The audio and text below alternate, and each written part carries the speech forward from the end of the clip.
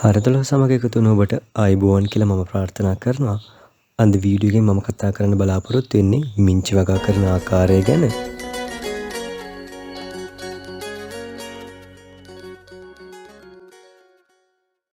මුලින්ම අපි පස් ටික හොඳින් හලා ගන්න ඕනේ.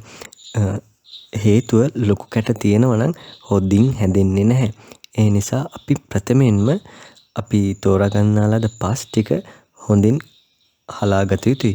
ඉතින් මේ සඳහා මම භාවිතා කරේ සාමාන්‍ය පස් පමණයි.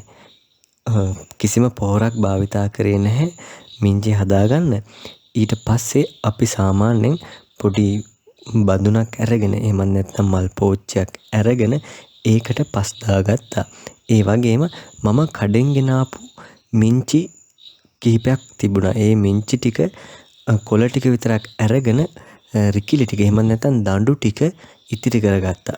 එහෙම ඉතිරි කරගත්ත දඬු ටික තමයි මම මේ හිටවන්න ලෑස්ති වෙන්නේ. ඉතින් මේක හිටවන්න විශේෂ ප්‍රාගුණ්‍යයක් අවශ්‍ය වන්නේ නැහැ. මේ බඳුනේ අතින්ම සිදුරු කරගෙන එකින් එක සිටවා ගත්තා. ඉතින් මිංචි කියන්නේ වඩාත් හොඳ කෑමක්. ඇඟ නිකන් සිසිල් වෙලා යන කෑමක්. මින්ට් රස එන කෑමක් නිසා තමයි ගොඩක් අය මේකට ප්‍රිය කරන්නේ. ඉතින් අපිට මිංචි කොළ වලින් සම්බෝලයක් හදලා කන්න පුළුවන්. ඒ වගේම ප්ලේන් එකකට දාලා මිංචි බොන්න පුළුවන්. ඒ වගේම මේක හදාගන්න ලොකු වෑයමක් දරන්න අවශ්‍ය වන්නේ නැහැ.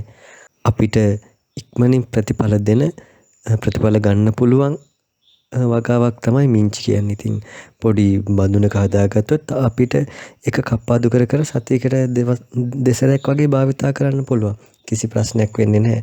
ඉතින් ඇත්තටම මම මේක හදලා සති දෙකක් ඇතුළත මෙන්න මේ විදිහට දැක ගන්න පුළුවන් වුණා. ඉතින් ඇත්තටම ඔයාලටත් ගෙදරදී හදලා බලන්න පුළුවන්.